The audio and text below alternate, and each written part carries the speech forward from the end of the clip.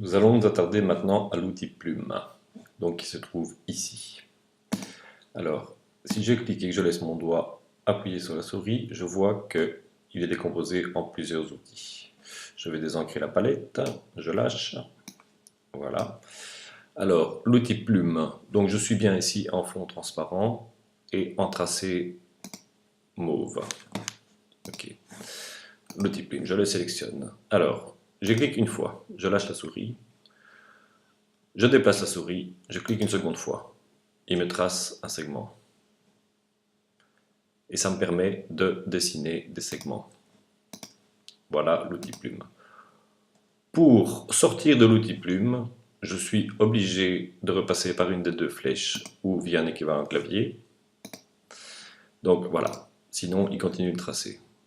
Donc voici mon tracé.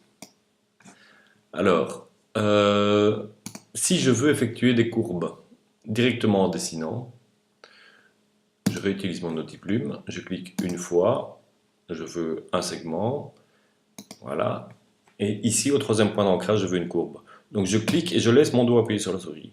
Et là je déplace ma souris. Et quand je déplace ma souris, il me crée automatiquement un vecteur avec des tangentes. Et il fait une prévisualisation du prochain point d'ancrage. Donc ici, voilà, je clique et j'ai mon point d'ancrage qui est après. Je veux de nouveau une droite, je clique.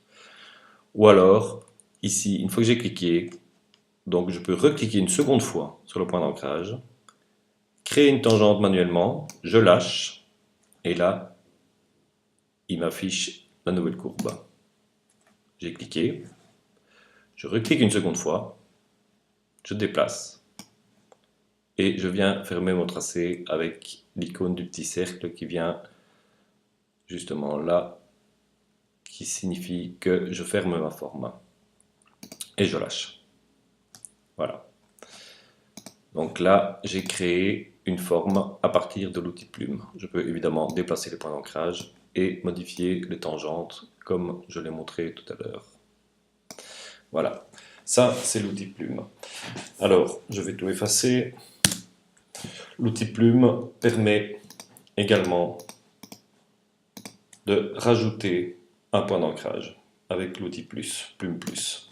Donc là, je rajoute un point d'ancrage que je peux venir sélectionner avec la flèche blanche et modifier. Voilà. Je peux supprimer un point d'ancrage avec la flèche moins. Donc ici par exemple, je n'ai pas besoin de celui-ci, je le supprime.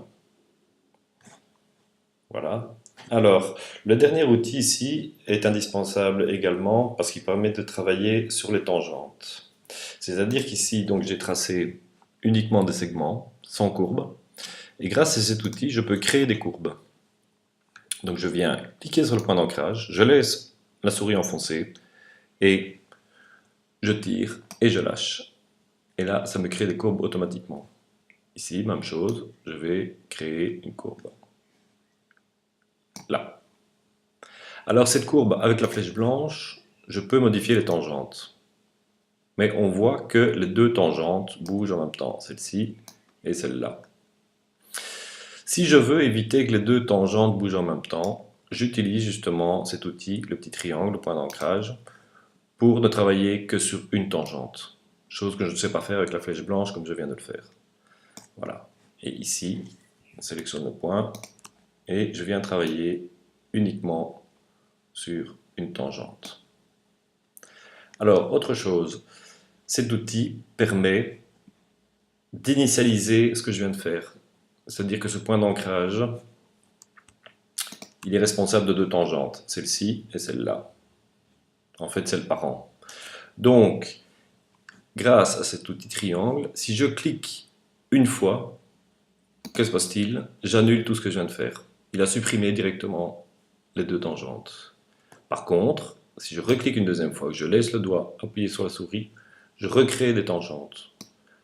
Donc, je peux soit annuler une tangente, soit recréer une tangente. Et modifier ma tangente de gauche et ma tangente de droite séparément au besoin. Voilà.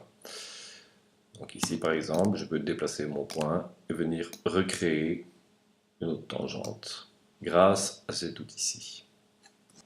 Alors, en ce qui concerne les ajouts et les suppressions de points d'ancrage, je vais prendre un exemple ici, par exemple. Je vais prendre un cercle, donc qui est composé de 1, 2, 3, 4 points d'ancrage, plus le point central. Voilà, ils sont ici. Donc l'outil plus, comme je l'ai dit, permet d'ajouter un point. Je repasse sur la flèche blanche, je dépasse mon point. Mais si je veux trouver ma forme, en fait, je peux très bien rajouter un point d'ancrage ici, par exemple, un point d'ancrage ici et un point d'ancrage ici. Je vais zoomer un peu. Donc, je me retrouve effectivement avec 1, 2 et 3 points d'ancrage que je viens de créer. En fait, si je supprime celui-ci, il ne fait que supprimer et joint les deux autres points d'ancrage. Par contre, j'annule, je fais un CTRL Z. Si je veux faire un trou dans ma forme, grâce au fait de rajouter 2 points d'ancrage plus un central, ça me permet de sélectionner ce point-ci et de le déliter, donc touche backspace sur le clavier, et là je trouve ma forme, puisque j'ai sélectionné un point que j'ai voulu supprimer. Voilà. Donc attention, l'outil de suppression de points d'ancrage supprime le point, mais joint les deux autres points à gauche et à droite. Donc il ne supprime pas le point, enfin il supprime le point, mais je veux dire il ne fait pas de trou dans la forme. D'accord? Pour ça, donc par exemple, je veux trouver ma forme, je clique une fois, je clique deux fois, je clique trois fois, je rajoute 3 points d'ancrage, je prends la flèche blanche, je sélectionne celui qui ne m'intéresse pas et je backspace avec la touche du clavier et ça me permet de trouver ma forme. Voilà en gros comment fonctionne l'outil plume.